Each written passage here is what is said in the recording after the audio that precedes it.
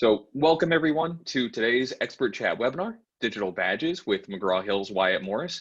Before we get started, please note this webinar is being recorded and we will be sending out a recording of this webinar once the webinar is over and it's processed.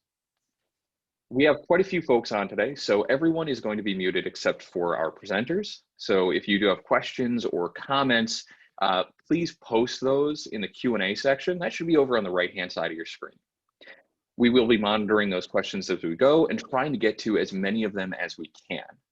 Today, we're going to dive into the story of digital badging at McGraw-Hill and get Wyatt's expert advice on planning for and implementing a digital badging strategy. Let's get started. My name is Cody, and I'm with Accredible's marketing team. If you're not familiar with Accredible, we are the world's leading digital certificate and badging software. Over 1,000 companies trust us to issue their digital badges and certificates, and we issue over 1.1 million credentials each month. We are the only credentialing platform with full white labeling functionality, the only platform with streamlined recipient sharing experience, and we have the distinction of being the highest rated digital credentialing software on independent review sites like G2, Capterra, and TrustRadius. Today, I'm joined by Wyatt Morris, the Director of Computer Information Technology and Management Information Systems at McGraw-Hill. Wyatt has spent the last decade with McGraw-Hill and also previously worked at Pearson Education. Wyatt will be sharing his experience in searching for, planning, and implementing a digital badging solution in a question and answer format. I hope you all find this chat to be enjoyable and that it covers some of the questions you might have today. Let's get started. So Wyatt, just as an opening, what do you and Simnet do at McGraw-Hill and how is certification involved? Sure. So I work for McGraw-Hill Higher Education. So primarily my market is colleges and universities, 2-year, 4-year. We kind of serve them all.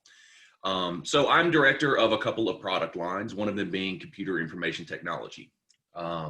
We have software that is assessment and training software for Microsoft Office, which is called Simnet. We cover all 4 applications, Word, Excel, PowerPoint, Access, and cover it from beginning to advanced level. Certification got involved because a couple of different things that we wanted to kind of achieve. We wanted to keep students engaged. So we wanted some way to kind of give them a pat on the back as they moved along through the course. And we also wanted them, upon completion of the course, to have something that they could bring with them. Okay, great. Now, for anybody who's new to the space, how would you define digital badges and credentials to somebody that hadn't heard about them before? Sure. So the digital badge, it takes the place of anything that you would typically get a certificate for, right? So, think about anything that you've attended, things that you've completed, any sort of assessment that you've gotten, continuing education, that kind of thing. Badges will take the place of all that.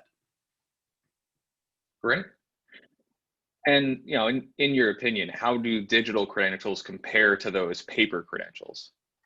So, digital credentials are far more secure, right? Instead of just having a PDF, now you have something that is secure and it'll travel with you. We're starting to see schools in higher education move towards credentialing a little bit more. I wish, I went to Mississippi State University. I wish instead of having to keep up with transcripts and a diploma, I could just have a credential that was issued from the school that is certified to where, anybody who is looking at my resume would know for sure that, I went there and I completed the degree based on the credential that would be provided.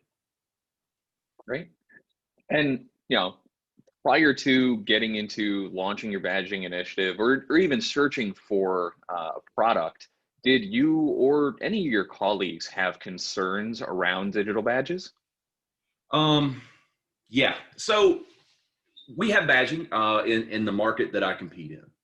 I was very anti-badging for a long time. I just didn't see the value in it. I didn't see what, a badge from McGraw-Hill would mean to a student. I just thought it was kind of a nebulous thing and was kind of gimmicky.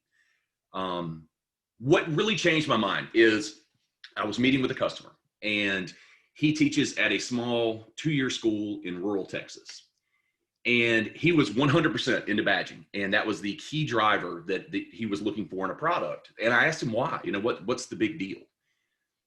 And he told me, he said, look, these students, this is probably all the education they're going to get.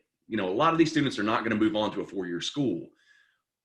So if I can give them anything that they can put on their resume that might get their resume up one level in the stack of resumes and employers looking at, I'm going to do that, because this is it for a lot of these students. And that's when the light bulb kind of clicked for me. And I said, oh, okay, well, that makes a lot of sense.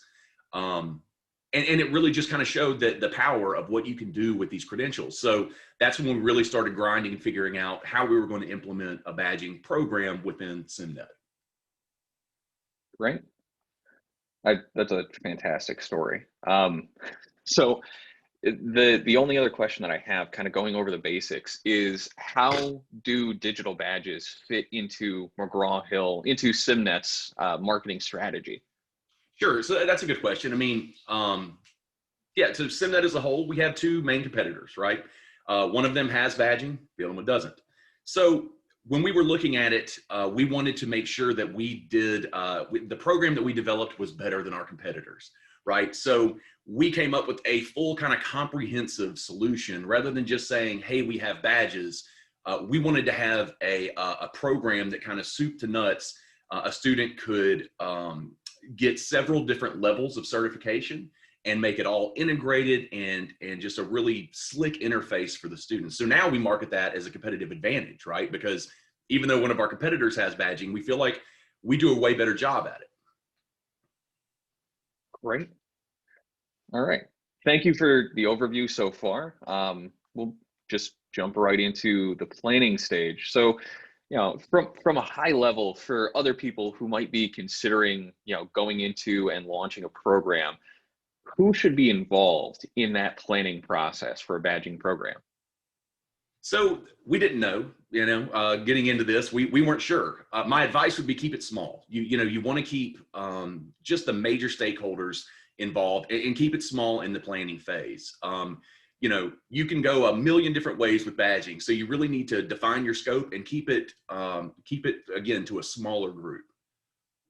Okay, great. And, continuing on with that, what are the key considerations that any organization should probably have when planning their program? Sure. So the main thing you need to do is work backwards. Figure out what the goal is, right? You can use badging, again, to do a million different things. There are companies out there that use badges to to attract customers into their platform and keep them in their platform. In other words, I want you to come into my platform and complete something, so we're going to give you badges along the way. That's not really what we needed it for. We have a captive audience, right? We have students who are assigned this. So you start with your goals. And again, our goals were twofold, really. We wanted to give the students, again, a credential after they finish our course that lists specifically what they accomplished. One thing I didn't really mention before is there already is a certification out there. Microsoft has their own certification. It's just kind of expensive, and a lot of students can't afford to do it. So we wanted to have something that would be an alternative, not necessarily a competitor, but an alternative to that certification. So we started there, and then we worked backwards on what that would look like within our product. Okay, great. And, in going through all the planning stages, obviously you have to figure out what technology you want to use. How did you end up deciding which company to launch your program with? Sure. So, just like anybody else, right? We started Googling companies and looking around. We basically split up. We picked, I don't know, I think a total of 4 different companies to interview and just kind of walk through. Different folks on my team, each one kind of took one company and talked with them. What I wanted was a smaller, more agile type company that could, I wanted really smart people with really good ideas, because I feel like my team is just that. I work in a giant company, but the list and the business that I run is only 20 to 25 people. So I wanted a team that could move fast, that was very tech savvy, and wouldn't, kind of bog us down.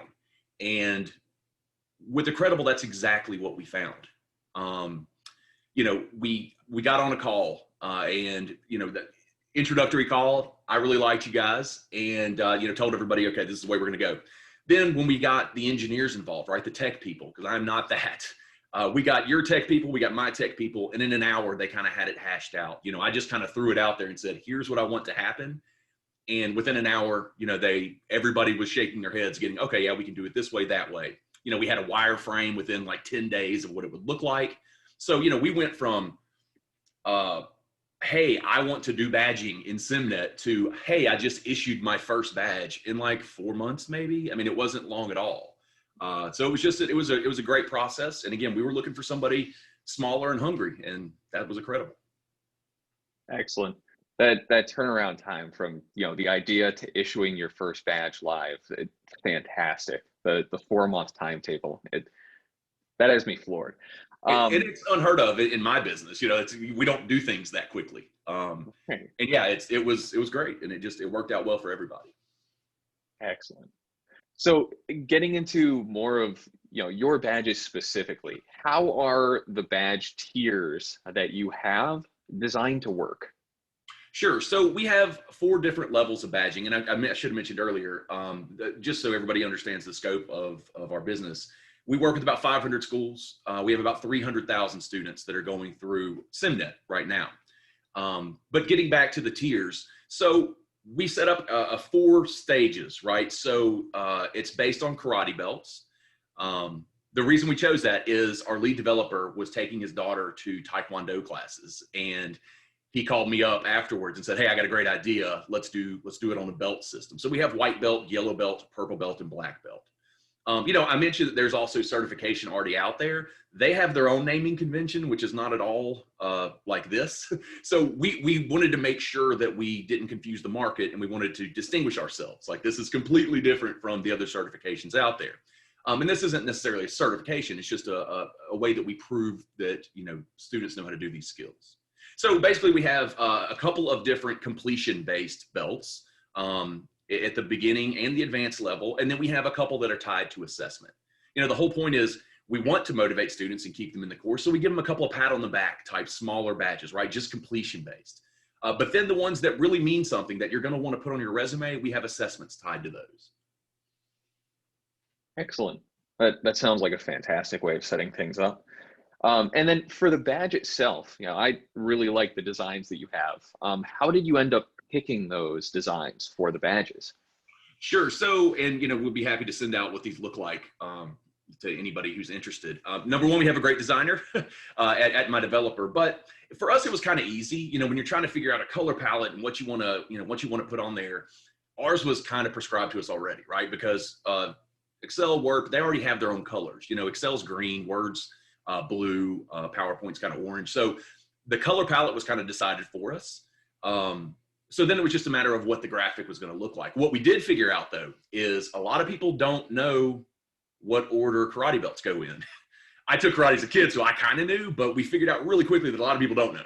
So what we did kind of after we launched is went in and added at the bottom of our badges, we have L1, L2, 3 and 4. And then we put a box around which one that is, right? So it's level 1 through 4. So if I get a black belt, level 4 will be filled in. So, if you don't know what it is, you can look and say, oh, okay, that's level 4 of 4. Excellent. And for anybody on the call not familiar with Accredible, just to make a note, the way that Accredible system works, you can update the badge design and have that apply to live credentials. So Wyatt, I think when that change was made, it was retroactively applied to anything that had already been issued with the previous design, correct? Yep. Absolutely. Excellent. All right. So, jumping into the actual implementation, the launch of your program, let's start off with the most fun question. What was the hardest part of your implementation? Sure. I mean, implementation on the tech side was easy. Again, we have it all seamlessly integrated into our product. So the technical side was easy. I think the hardest part, though, was just educating the sales force. Like badges are, people kind of know about them, but they, getting the story of why are we doing this? Why did we set up the program the way that we did? How is this different from the competition? That was really the hardest part, was just getting everybody up to speed there. Okay. Great. Glad to hear there were no technical snags. Right. And in your own opinion, was your launch successful? Did you have any launch goals that you either reached or didn't reach? You know, we didn't have specific goals because we just didn't know. You know, we kind of went into this blind, not knowing exactly how popular this would be. Now, I will say when we developed our program, we did build in a couple, again, like pat on the back kind of stuff, right? That are very easy to attain. Not very easy, but you do have to do some work. But they are easy to attain, and that's kind of the goal, right? We want students as they get through kind of low stakes stuff, give them a pat on the back and say, come on, let's get this next belt. So those lower stakes kind of things really did kind of help juice our numbers. I was thinking, we would maybe do 10 or 20,000, credentials in the first year. Turns out we did 250,000. We have months where we're issuing over 30,000 a month. So it's been mind-bogglingly successful when you're looking at the raw numbers. We also, and I think this is a good thing to do, we set it up to where anybody who had taken the course in the past could retroactively go in and claim badges as well. So it's really just a good deal for everybody involved. But yeah, it's just been beyond imagination. I had no idea it would be as successful as it is. That's excellent. 250,000 badges is huge. So next question for you. Getting something launched like that at that scale tends to be difficult. How did you inform your recipients about the new credentials? Sure. So that's something I think we probably could have done better. So we have a blog within Simnet, and that's generally how we inform our customers of changes, updates, anything new that we do within the platform. Instructors will read that, but students don't, So students do get the email. Basically we did our best to communicate to our instructors and say, hey, we have this new platform. But again, I think that's one of those things that we probably could have done a little bit better. We need to get better at communicating more directly with students, which is something that we're working on now. We're working on with you guys actually to try to shore that up a little bit to where, the message is a little clearer directly to the recipient. Nice. And, then going into, what key lessons did you learn while launching the program? I mean, the big thing is badges can be done. You can use badges for a million different things, right? That's what we started really realizing as we were building this product out or building this integration out. Is you can use badges for training, you can use them for certification, you can use them. I got a badge the other day for doing the Beyonce ride on my Peloton. Like badges are getting to be ubiquitous. And that's what we really kind of learned is we can use these not just for, what we're trying to do within Simnet, we can use these for a million other reasons within the company, externally, you name it. Excellent. So, after the launch, you're obviously a little ways out. What metrics are you tracking now that the badging program is up and running? Sure. So I look at the overall, right? I want to see, how many badges, the big eye-popping numbers is always great. So the real metrics that we're looking at now that we know we got the big numbers is engagement, right? It doesn't really do you a lot of good to issue a ton of badges if they're not being shared, if people aren't using them, that kind of thing. So that's really what we're looking at now, trying to really kind of get the engagement numbers up as high as we can. It's looking good. We have a ton of people sharing stuff all over the place, but we want that to keep going up. And that's really what we're looking at now. Okay, excellent. With that, I think the next step is kind of a continuation of the same question. How are your recipients actually using their credentials? Sure. So the vast majority is LinkedIn. We have people sharing on Twitter and other social media, very small percentage, but LinkedIn is what we care about. The whole idea of this is employability, right? And it's giving students something that they didn't have before coming out of an office, Microsoft Office type class. When an employer, think about resumes that you might have seen. Everybody says they're proficient in Microsoft Office. Nobody's really proficient in Microsoft Office, specifically Excel.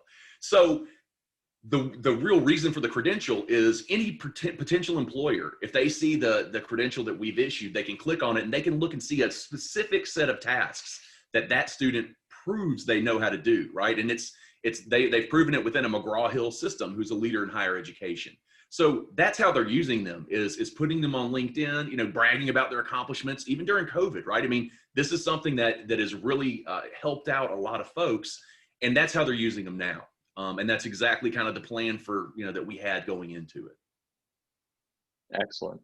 I think you may have already covered some of my next question for you, but you know, what are the biggest benefits that you've seen as a result of implementing the digital badges? Sure, and you know that goes back to how they're using them, right? It gives them something to take that they can keep with them forever. It's proof that they've completed something, and they know how to do very specific skills. You know, if you have a job where you're looking for people who know how to use a database very effectively, you can go in and see what specific skills this particular candidate has proven they know how to do. Also, it's just kind of opened the eyes to my company, you know, and other departments, right? There are a lot of folks now at McGraw-Hill that are looking into this and saying, wow, this could really be useful in my area as well. So that's, the benefits we've seen. Again, employability for our students, giving them something to walk away from the class with, keeping motivation, right? Keeping them going. And, then again, now we have a lot of other eyes looking at this and looking at possibilities. Excellent. So, with all that said, in your opinion, how do you think digital badges and digital credentials are going to evolve over the next 10 years? I mean, they're just getting bigger and bigger. It's one of these things where you kind of have to get on board because you're getting badges. You know, I mentioned Peloton. You're getting badges all over the place now. And what we're seeing is a couple of different things. Universities are, in a lot of cases, creating their own credentialing system, right? And certifying folks for a number of different things, continuing education, skills-based type assessments. But then we also have a lot of universities coming to us and saying, hey, we love what you're doing. Can we white label your system and put our logos on it, and we'll test our own skills, which has been great because, with Accredible, you can do that. We have it now to where even our customers can go in and upload their own logo within the system, right? They don't even have to call us to do it. They can upload it and get a credential that is 100% branded to their school and kind of run with it. So the future of it, I think resumes should be a collection of badges, certifications, credentials, whatever you want to call them. I kind of use all that interchangeably. But that's what I think the next 10 years is going to be, is when you go to apply to a job, I think you're going to see far more credentials on resumes than you will just, static paper resumes. And I hope that's the case, because that's way more legitimate than just saying you know how to do something. Yeah, that's a fantastic take. And it reminds me of an ADP survey that they did, and found a majority of applicants to positions had some sort of falsified or sort of inflated claims on a resume that actually carried over into a background check. So I'm happy to be on the side of truth there. That's it. Especially when you're talking about skills, saying I know how to do X. I mean, it's one thing to say I'm a nice guy, but if I say I know how to do this specific thing, prove it, and this allows us to do that. Excellent. All right, so that's the set of questions that we had prepared so far for Wyatt. Thank you, everybody, for listening in so far. We'll try and get to some of the audience submitted questions here. We might not be able to get to everything. So if you have something that you haven't asked yet that you want us to try and cover, go ahead and post that in the Q&A section. That should be over on the side of your screen. The first one that I have for you, Wyatt, is, do you charge the badge recipient for the badge, or is the price included in their education? So that's a great question. We do not charge. There's not an extra fee. It's just built in. It's part of, obviously the student needs to pay for the software, but it didn't increase the price either. I didn't add on to that. It's a value add the way that we see it. And so no, it doesn't cost anything extra. Excellent. Another one here for you. Do you need a designer to make a digital badge? You don't need one. I mean, and Accredible, I'm sure they could work with you. I mean, they have a ton of different templates. We have one on retainer because we have to design lots of different icons and things for our software. So that's the only reason why we used a designer. I mean, had we not had that, we would have figured something out. Excellent. The next one I have for you here, I'm going to paraphrase a little bit. There was a viewer that wanted you to comment on making badges meaningful and giving them value outside of the organization. Making sure the badge itself is not just a tick box exercise and has some sort of meaning to it. I think you mentioned being able to see the list of things that somebody did to get their badge. That's it. And if you go and click on any of our credentials, you can see specific skills that are covered. And that's, the having meaning outside the organization was my top priority, right? I didn't want to do this. That was my hesitance, was I didn't think anybody would care. So that's why when you click on our badges, you see specifically what a student was able to achieve. And the whole goal was, if you have a black belt, the highest level in Excel, from McGraw-Hill using Simnet, we want that to mean something. And it's very difficult to get that black belt. It's tied to a very difficult exam, and you got to score a 90% or higher. And again, any potential employer then can see specifically what skills, if you want somebody who is very good at pivot tables for a role in your company, you can go look through the credentials and find, who's really good at pivot tables just based on the credentials. So that's the value that we bring, is proving rather than just saying on a resume for somebody who's gone through Simnet. Excellent. The next question that I'm seeing here, I'm going to take myself. Can smaller companies use Accredible? The answer to that is yes. So we have a couple of different options for people to sign up and get using the software. You can actually start off with Accredible software for free and just create an account, get your first couple of things issued, and use the designer that's going to be available to you, even at Wyatt's level of issuance, where you have 250,000 credentials going out. All right, the next one for you. How do you see the use of credentials assisting efforts by organizations to bridge the learning and on-the-job application divide? Oof, that's a good question. I mean, that's kind of what we're trying to do now in working with other companies, right? I mean, so we have our set kind of system, that we have our 4 levels of badging. But what kind of the next iteration of that, and what we're starting to kind of do now, is work to fill those gaps, right? Like, so in other words, talking to local companies and saying, hey, what are the college graduates coming out not knowing, or community college, or whatever, high school graduate, it doesn't really matter. It's for your organization, where are the skill gaps? Because we have the content, and building the content, putting the content in an order that makes sense is easy, and tying a credential to it's easy. It's just getting the information, right? And figuring out exactly what that would look like. So that really is the next iteration. And that's what we're looking at in 2021, is looking at kind of standalone things like that, where we could go in and say, hey, where is this gap? What does it look like? Help us build a course around it that does have a credential tied to it. So there's a lot to be done there. It's getting all the pieces in order. Great. All right. Looking through, so the rest of the questions that I'm seeing here are a little bit outside of the normal scope of this webinar. So if you have a question that we didn't get to, someone on our team will reach out to you after this webinar is over to take care of that and try and assist you to the best of our ability. So Wyatt, thank you. And thank you everyone for joining us. This has been extremely informative. And remember, if you're looking for digital badges, if you're trying to start your own program, you can get in touch with our team and schedule a demo at any time on accredible.com, or you can sign up for a trial account of our software through our site as well. We've helped thousands of organizations like McGraw-Hill get up and running with digital badges, so chances are we can help you too. Wyatt, thank you again. It has been fantastic speaking with you, and I hope everybody has gotten as much out of this as I have. So thank you all again for joining us, and have a great day. Thank you.